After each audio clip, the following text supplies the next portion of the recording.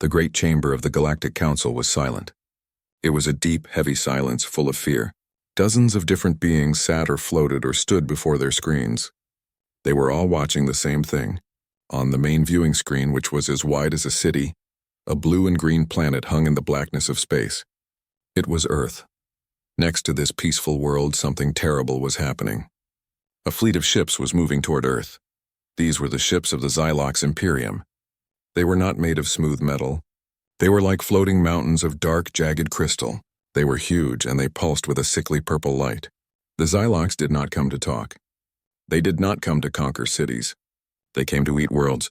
They would break a planet apart and consume its very rock and metal, leaving behind only dust.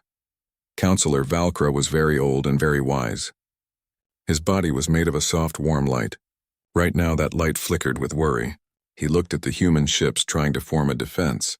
They were so small next to the Xylox monsters. They were like little birds trying to fight a storm. "It is over," Valkra said, his voice a sad chime in the quiet room. "The Xylox have not lost a battle in 1,000 years. Humanity's story will end today. We will watch another great light go out in the galaxy." On Earth, in a room buried deep under the mountains near Seoul, a man named General Park Jun watched the same thing. His screen showed the Xylox fleet. It showed the desperate positions of the world's united space forces. The numbers were clear. In a straight fight, humanity would lose. They would be crushed. His aides around him were tense.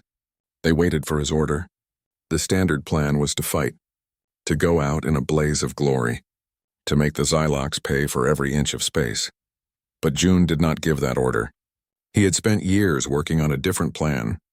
He called it the Aegis Contingency. The other generals had laughed at him. The Galactic Council, when they knew of it, had called it a foolish dream. It was not a new superweapon. It was not a secret army. It was an idea. A very dangerous, very strange idea. He took a deep breath. His finger pressed a button on his console.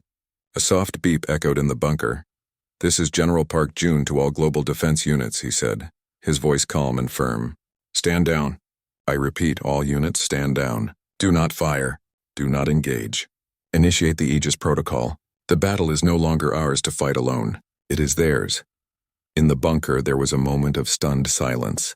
Then the room exploded with noise. "Sir, what are you doing?" a young commander yelled. "We have to fight!" Jun turned to him. His face was tired, but his eyes were sharp. "Fight them with what? Missiles they will ignore? Lasers their hulls will absorb? No, we fight them with the one thing they do not have. The one thing we have too much of." He pointed to a second screen. It showed a map of the world, lit up with billions of lines of data, all connecting, all talking. The internet. We fight them with chaos. Far away from the bunker, in a small, messy apartment in the city of Busan, a young woman named Lee Min was trying to fix a broken piece of code. Empty coffee cups sat next to her keyboard. Her work was interrupted by a loud, sharp beep from her phone and her computer at the same time. It wasn't a normal news alert. It was a government override. A single line of text flashed on the screen. "Aegis active. Target, Xylox primary world ship." Authorization. Open Min's eyes went wide. She had heard whispers about Project Aegis in the tech forums. Most people thought it was a myth. But here it was. The government was not just allowing them to help. It was asking them. It was giving them a target and telling them to do whatever they could. A slow smile spread across her face. She closed her coding project. This was much more interesting. She cracked her knuckles, her fingers flying over the keyboard. She was no soldier. She was a programmer. But today her keyboard was her weapon. Back in the Galactic Council, the beings watched, confused. The human military ships were powering down their weapons. They were moving away from the Xylox fleet. "What is this?" asked a counselor who looked like a large, furry rock. "Have they surrendered so quickly?" "It is a trick," said another, a creature of swirling gas, but it didn't look like a trick. It looked like giving up. The Xylox armada reached high orbit over Earth. They positioned themselves above the planet's great blue ocean. Their giant ships blocked the sun, casting dark shadows on the water below. They waited. They were used to the first, proud volley of fire from a doomed world. They would let the enemy waste their energy, and then they would crush them. But the attack never came. The lead Xylox ship, the World Breaker, scanned the planet. It saw no weapons charging. It saw no ships moving to attack. All it saw was a massive, confusing storm of electronic signals coming from the planet. It was a hurricane of noise. Then the noise found them. Inside the world breaker, the main communication screen lit up. It was not with a hailing signal from a human leader. It was a single video. A group of young humans were singing and dancing in perfect time. The music was loud and catchy. Before the Xylox commander could understand, another message appeared. Then 100, then 1,000. Soon every screen on the bridge was playing something different. One showed a small furry animal falling off a sofa. Another showed a human cooking a strange meal. Another showed a child taking its first steps. Millions of videos, pictures, and messages poured into the ship's computer system all at once. It was a flood of human life. Alarms began to sound. The ship's computer was trying to process all this new information. It was like trying to drink the entire ocean. The system started to slow down. It became confused. At the same time, the navigation system received a new request, then another. Billions of requests. They were all asking for directions. Directions to a place called Ten Guanghuamen Ro Zhongnogu Seoul. It was a coffee shop. The Xylox were a logical race.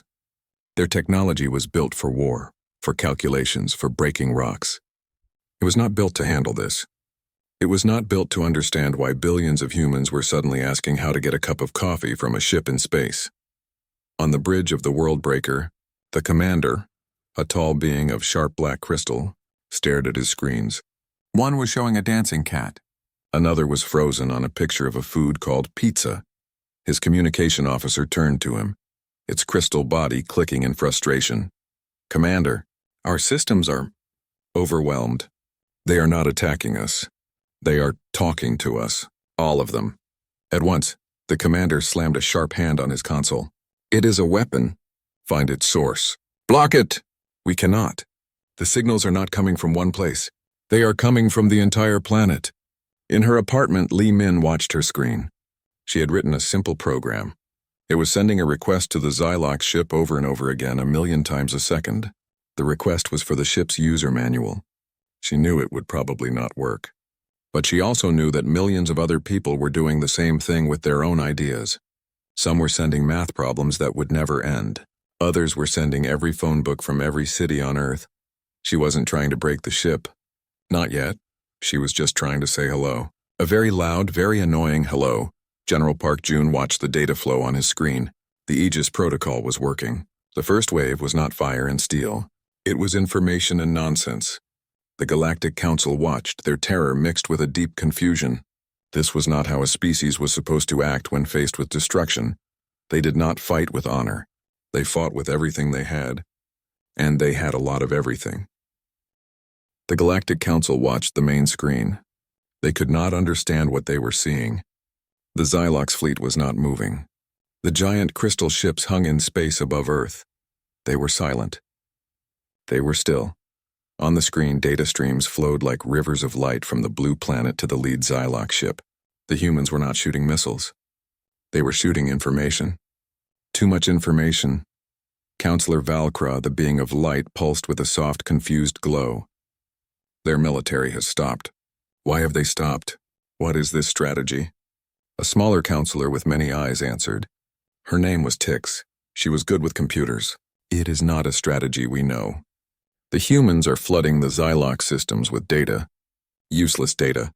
They are sending videos of animals and music and requests for directions. Valkra was silent. He had seen many worlds fall to the Xylox. He had never seen one respond by sending dance videos. It was not a battle. It was a noise. A very loud, confusing noise. On the bridge of the Xylox flagship, the commander was angry. His name was Korvax. His body was made of hard black crystal. He clicked his sharp fingers together. The sound showed his rage. "Shut it down," he shouted. "I want this human noise gone." His tech officer, a smaller Xylox named Drev, worked at a console. "I am trying, Commander. But the signals are not from one place. They come from every city, every town. Millions of points at once. Our systems are built to block weapons. They are not built to block this." As Drev spoke, the main screen changed. It now showed a single human. He had a kind face. He was holding a small, fluffy white dog. The human was smiling. "Hello," the human on the screen said. Do you want to see a trick? The human put the dog on the floor. He held a small round biscuit above the dog's head. Spin, the human said. The little dog turned in a circle. The human gave the dog the biscuit. The dog ate it happily. The Xylox bridge was silent. The warriors stared at the screen. They did not understand. Then another video appeared on a different screen. It was a human child blowing out candles on a cake. Another screen showed a man fixing a car.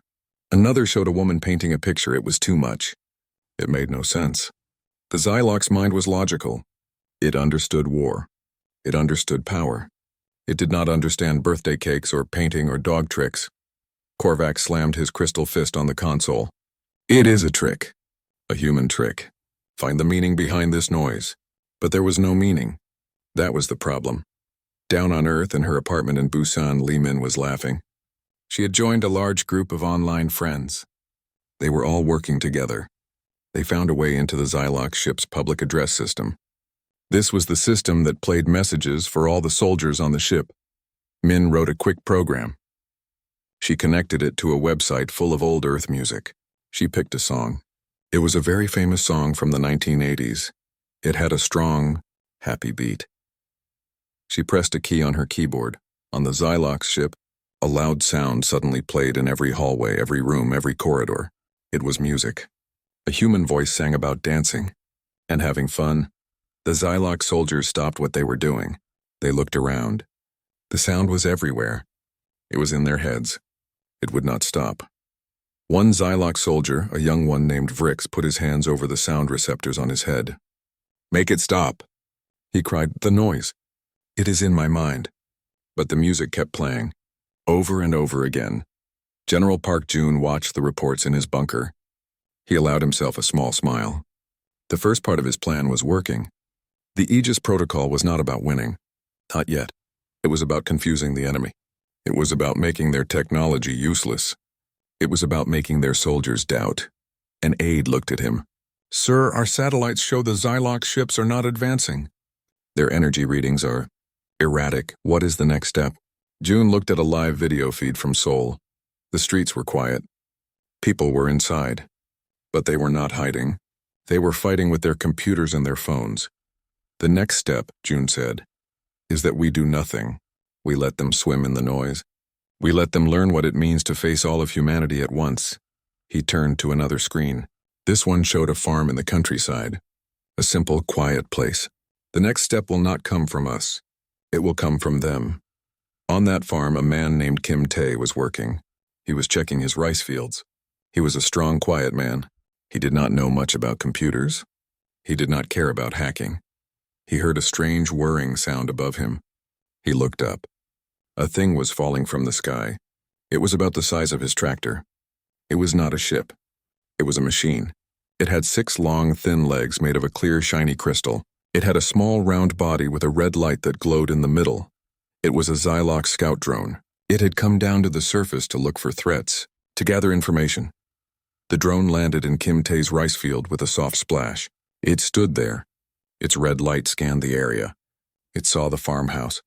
It saw the trees. It saw Kim Tae. Kim Tae frowned. This was his land. This strange machine was standing in his rice. It was crushing the young plants. He was not a soldier. He was not a hacker. He was a farmer. He solved practical problems. He remembered the government message. It said the aliens were here. It said all citizens should be careful. But it also said they should be smart. Kim Tae walked to his tool shed. He was not afraid. He was annoyed. The drone was messing up his field. The drone took a step toward him.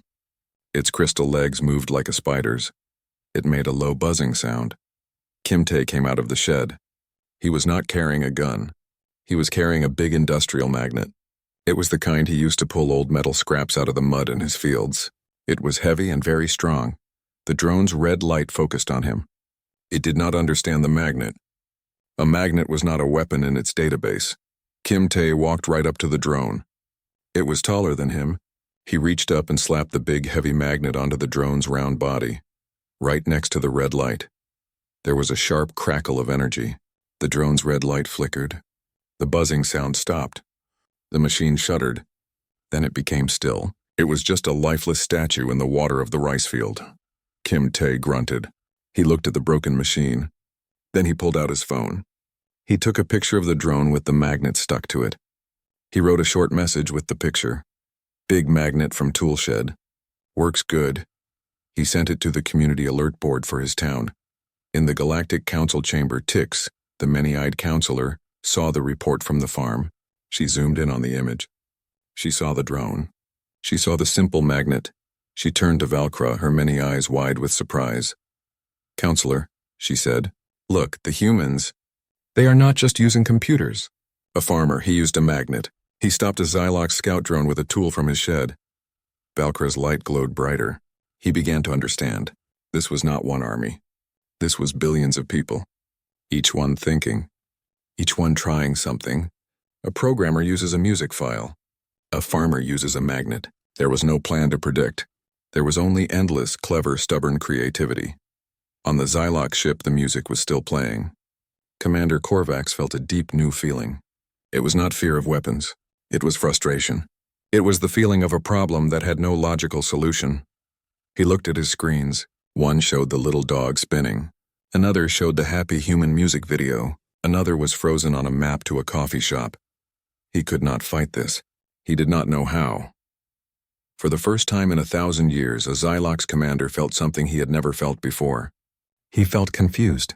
And he felt that he was losing a battle he did not even know how to fight. The picture from the farm spread across the world. It was a simple picture. A broken alien machine stuck in mud. A big dirty magnet on its side. The message was simple too. Big magnet from Toolshed. Works good. People saw this picture on their phones and computers. They saw that the farmer Kim Tae was not a soldier. He was just a man who solved a problem. A new feeling grew across the planet. It was not just fear anymore. It was confidence. If a farmer could stop them, anyone could. The Galactic Council watched this happen. They saw the picture of the drone shared millions of times. They saw the humans start to talk to each other. They were not waiting for orders from their leaders. They were sharing ideas. Counselor Valkra watched the main screen. It now showed many small scenes from Earth. "They are learning from each other," he said, his light pulsing with slow wonder. "They are not an army with one general. They are a swarm of minds." On the Xylox flagship, the problem was getting worse. The music would not stop. The videos of animals would not stop. Commander Korvax had ordered his tech officers to shut down all non-essential systems. But the human signals found new ways in. They used simple radio waves. They used old satellite links. The noise was like water finding every crack. Korvax decided he needed better information. He could not trust his ship's sensors. They were confused by the data storm. He needed to see the enemy with his own eyes. He sent more scout drones to the surface. Dozens of them. They fell from the ship like hard, clear rain. One of these drones landed in a large city in Europe. It landed in the middle of a wide stone-paved square. The drone stood up on its 6 crystal legs. Its red light scanned the buildings. It saw no soldiers. It saw no weapons. It saw humans watching it from windows and from behind statues. They were not running. They were looking. They were thinking. The drone took a step forward. It needed to collect data on human structures. It moved toward a large old building. A man leaned out of a window high above the square. His name was Alex. He was a construction worker. The drone was walking below him. Alex looked at the machine. Then he looked at the large truck parked near his building site. The truck had a cement mixer on the back. It was full of wet, gray industrial-strength concrete. Alex had an idea. He ran to the truck. He got it started. He drove it quickly across the square, right toward the drone. The drone turned. Its red light focused on the truck. It did not understand the threat. Alex stopped the truck near the drone. He aimed the chute of the cement mixer. He turned on the machine. A thick, heavy stream of wet concrete poured out. It covered the drone. The gray goop splashed over its crystal legs and its round body. The drone tried to move, but the concrete was heavy and sticky. It was like thick mud. The drone's legs slowed down. Then they stopped. The red light under the concrete flickered and went out. The drone was trapped in a block of hardening cement. Alex turned off the mixer. He looked at the gray lump that used to be an alien machine. He took out his phone and took a picture. He wrote a message, "Wet concrete works. Very sticky. He sent it to the same network everyone was using. In another city in Asia, a different drone landed on a long, flat road. This one was studied by a group of young people who loved cars and music. They saw the reports about the concrete and the magnet. They had their own idea. They drove a large van near the drone. The van had huge speakers in the back. They called it a sound system. It could play music very, very loud, but they did not play music. One of them, a girl named Hannah, had read that crystal can shatter if you hit the right sound note. It is called a resonant frequency. They opened the back of the van. They pointed the huge speakers at the drone. The drone was walking toward them, its legs clicking on the road. Hannah used her computer. She sent a very low, steady sound to the speakers. It was not a song. It was a single, powerful note, a deep hum. The sound was so strong it made the air vibrate. The windows in nearby buildings shook. The drone kept walking. Then a small crack appeared on one of its crystal legs. The hum continued. The crack grew. It spread up the leg like a spider web. Then with a sharp ping sound, the leg broke off. The drone fell to the side. The hum continued. More cracks appeared all over its body. In a few seconds, the drone shattered into 1,000 pieces of broken crystal on the road. Hannah stopped the sound. The sudden silence felt heavy. She took a picture of the crystal pieces. Her message was simple. Low sound waves, break them. Find the right note. Back in the bunker under Seoul, General Park Jun watched all these reports come in. He did not command any of it. He just watched. He saw the creativity of his people. He saw them turn everyday things into weapons. A cement truck, a sound system, a magnet. An aide handed him a new report. Sir, the Xylox mothership is changing position. It is moving higher. It seems they are pulling their drones back. They are retreating from the surface. Jun nodded. They are scared, he said. They don't know what we will do next. They can't predict us. In the Galactic Council, the mood had changed completely. The fear was gone. Now there was only shock. They are using their whole civilization as a weapon, Tick said, her many eyes blinking fast. Every worker, every truck, every child with a computer. There is no single target to hit. The enemy is everyone. Valkra watched a video from a city in America. There, people had used a giant net from a fishing boat to trap a drone. Then they sprayed it with fire extinguisher foam until it stopped moving. We thought they were weak because they were not united under one rule, Valkra said. We were wrong. Their strength is their freedom, their chaos. Each human is a different kind of soldier. On the Xylox ship, Commander Korvax received the reports from the surface. All his drones were lost. Not to lasers or bombs. They were lost to concrete, sound waves, magnets, and nets. He felt a cold feeling growing inside him. It was the feeling of defeat. His second in command, a veteran warrior named Zarn, spoke. Commander, we cannot fight this. We do not understand their tactics. There are no tactics. It is madness. Korvax looked at his main screen.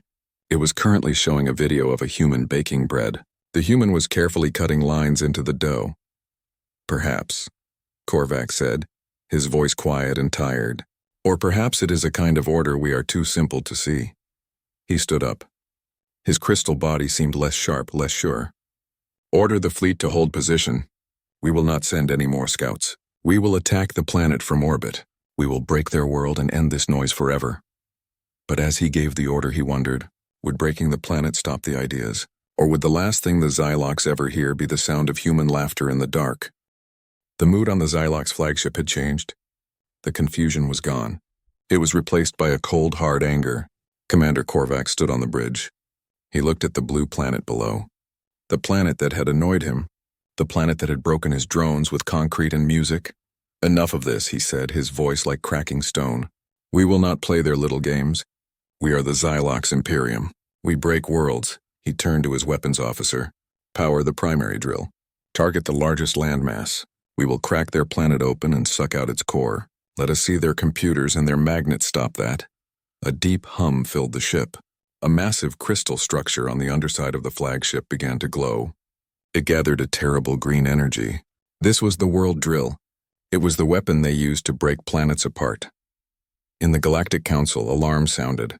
Tix, the many-eyed counselor, looked at her screen in horror. Counselor Valkra, the Xylox flagship is activating its planet cracker. They are going to destroy Earth. The time for games is over. Valkra's light dimmed. He had started to hope. He had started to believe the humans might find a way. But you could not stop a world drill with a clever idea. It was pure, unstoppable power. He watched, his hope fading. The end had come.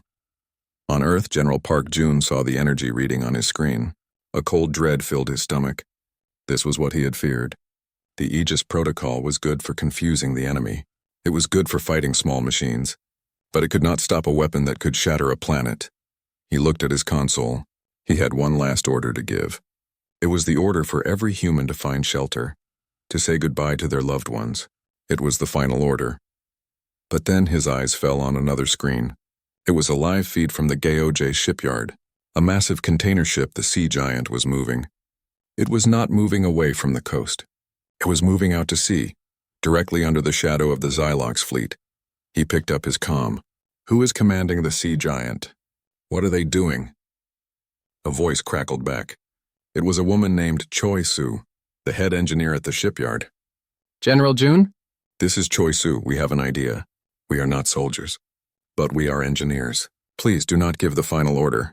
Not yet. June watched the ship. It looked small and weak under the giant crystal warship. What is your idea, Engineer Choi? On the bridge of the Sea Giant, Choi Soo looked at the terrifying ship above her. She was not a warrior. She was a woman who built and fixed things. She saw a problem and she found a solution. Their big weapon is that green crystal drill, right? She said into the comm. Our satellites show it gets very hot when it charges. It is like a laser. It focuses energy. Yes, June said, confused. Well, Choi Soo said, we have been blasting rock and cleaning old ship hulls for years. We use sand, lots of it. We grind it up very fine and shoot it with high pressure. It cuts through anything. She pointed to a large, strange-looking machine on the deck of her ship. It was a giant sandblaster but built on a huge scale. Her team had built it in one day from parts they found around the shipyard. The Xylox ship is covered in those crystal panels, she explained. We think they focus energy. If we can cover them in dust and grit, it might mess up their aim. It might even make their weapon backfire. General June was silent. It was a crazy idea. It was like trying to stop a giant by throwing sand in its eyes. But it was the only idea they had. Do it, he said. On the Xylox ship, the world drill was almost ready. The green light was blinding. Target locked, the weapons officer said. Firing in 10 cycles.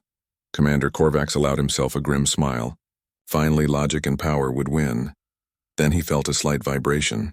It was not a strong vibration. It was a gentle pinging sound like very small rocks hitting the hull. What is that? He asked. A junior officer checked a screen. It is small particles, Commander. From the human ship below. It is like dust, Korvax laughed. A harsh clicking sound. Dust? They are throwing dust at us? It is meaningless. But on the outside of the ship, the dust was not meaningless. The finely ground sand mixed with tiny metal fragments was hitting the giant crystal drill. The crystal was smooth and clear, designed to channel pure energy.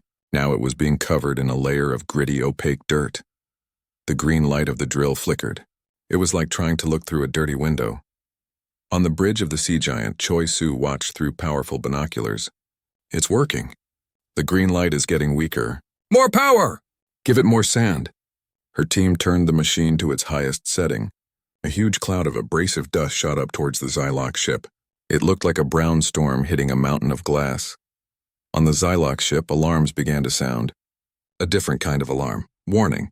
The weapons officer shouted. Energy flow is unstable. The drill crystal is contaminated. The energy cannot focus. It is building up inside the weapon. Korvax's smile vanished. Shut it down. Shut it down now.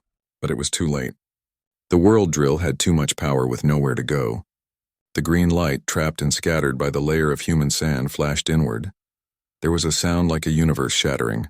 Then, a massive explosion ripped through the underside of the Xylox flagship. The world drill blew apart from the inside. Chunks of molten crystal and metal flew into space. The great ship shuddered violently. Lights all over the vessel flickered and went out. The explosion was not enough to destroy the massive ship. But it was enough to break its most powerful weapon. And it was enough to break their spirit. On the bridge, Korvax was thrown to the floor. He got up slowly. His crystal body was cracked. He looked at his main screen. It was dark. He looked at the view outside. The human container ship was still there, still spraying its cloud of dust. He had tried to use the most powerful weapon in the galaxy, and he had been defeated by sand. In the Galactic Council, the silence was absolute.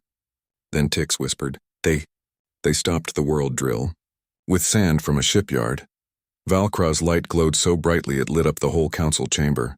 It was not the sand, he said, his voice full of awe. It was the idea. The Xylox saw a ship. The humans saw a tool. The Xylox see a weapon. The humans see a problem to be solved. We have been watching the wrong thing all along. Their strength is not in their weapons. It is in their minds.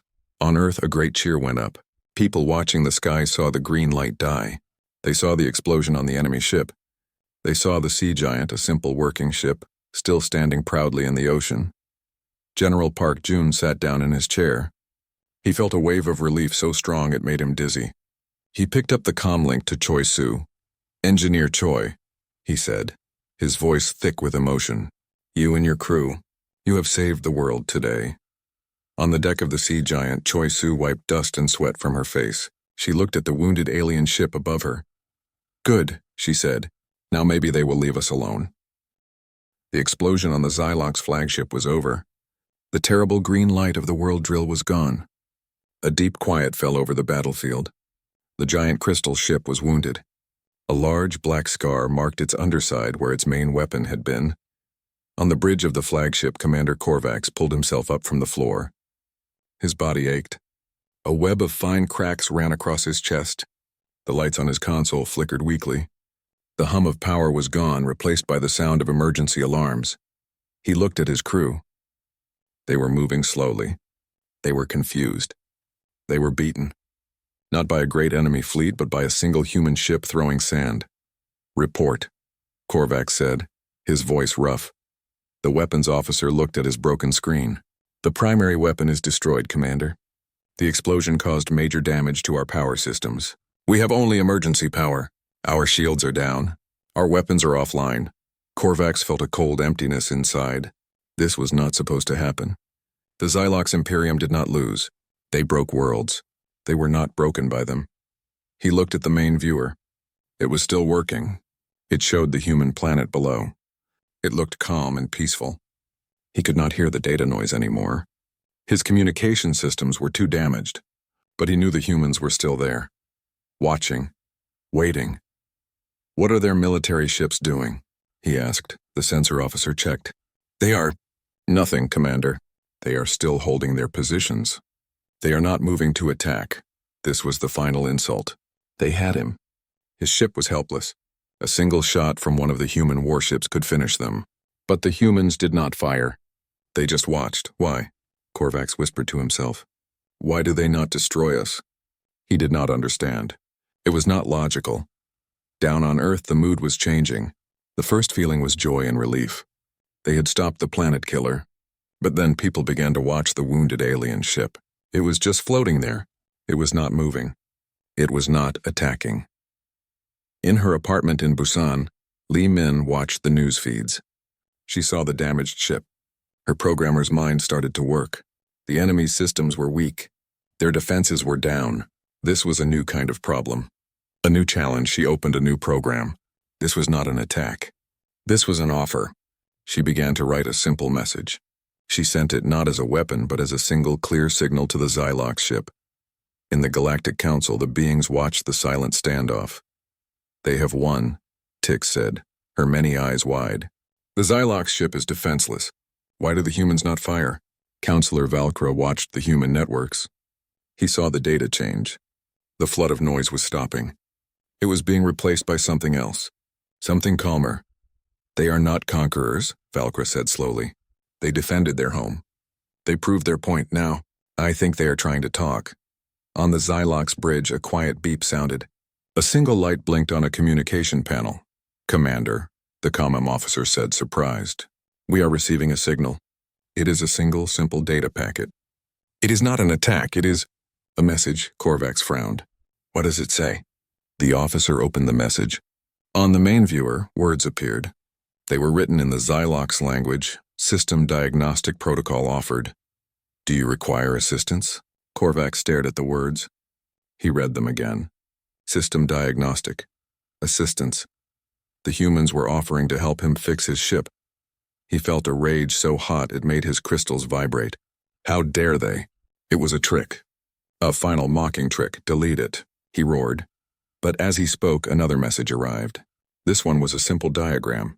It showed the power systems of a Xylox ship. A part was highlighted in red. It was the exact area damaged by the explosion. Isolated primary power conduit failure, the message said. Recommend rerouting through secondary systems, 7A and 7B to restore bridge control. Korvax was silent. His tech officer, Drev, looked at the diagram.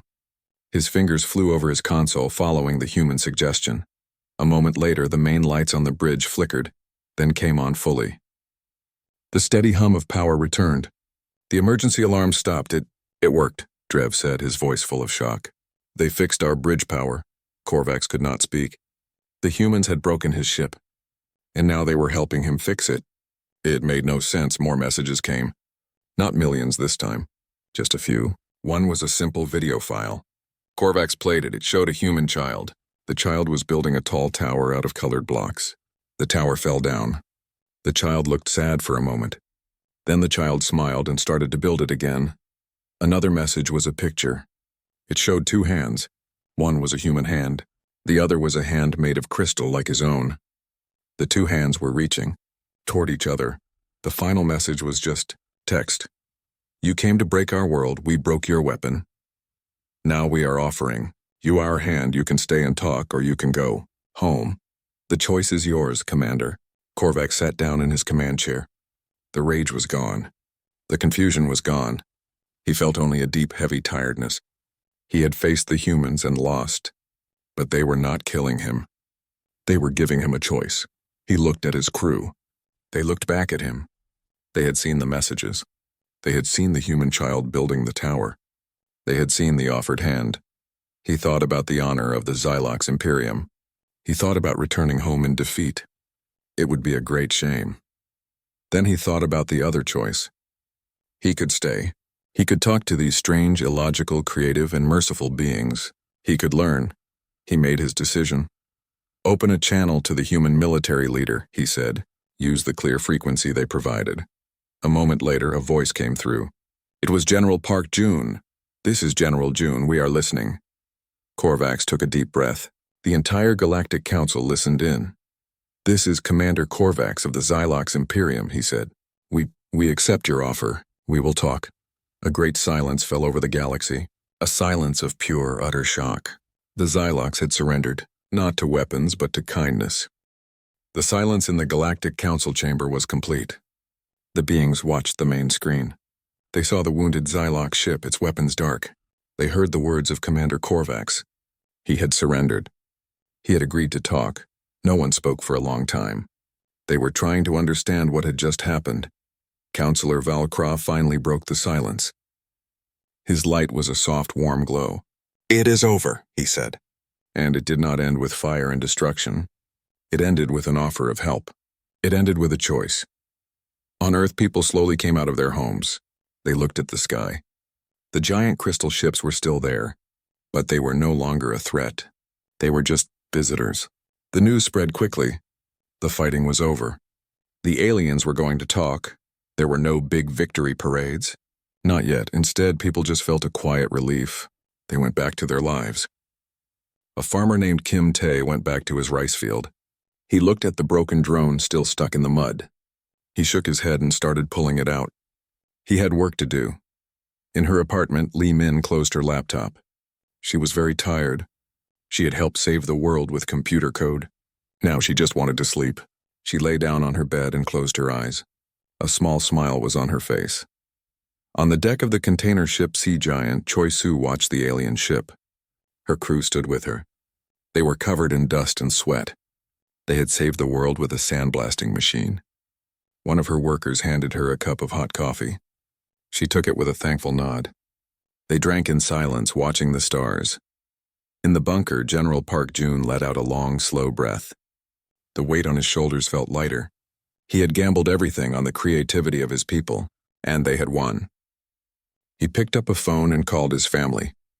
His voice was quiet as he spoke to his wife and daughter. He told them he was coming home. The Galactic Council began to talk. They spoke in low, serious voices. They had to decide what to do now. Everything had changed. Tix, the many-eyed counselor, turned to Valkra. What do we do? The humans have defeated the Xylox. They are the most powerful species we have ever seen, and they did it without destroying their enemy. Valkra looked at the blue planet on the screen. We do not need to do anything to them, he said. We need to learn from them. For too long, we have believed that power was about bigger weapons and stronger shields. The humans have shown us a different way, a better way. He stood up. His light filled the room. I propose we send a formal invitation. We will invite a human representative to join the Galactic Council.